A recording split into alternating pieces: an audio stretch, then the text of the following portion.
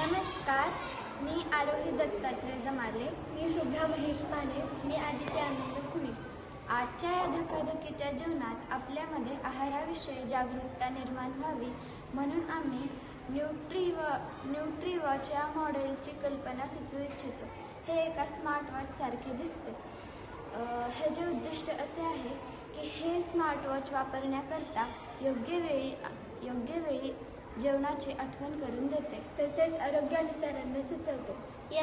याचे वापरलेले सेन्सर असे आहे की heart rate sensor, temperature sensor, food time tracker आणि मोशन सेन्सर. हे मॉडेल जेवणाची वेळ आल्यावर सूचना देते. तसेच आरोग्य तपासून योग्य अन्न सुचवते.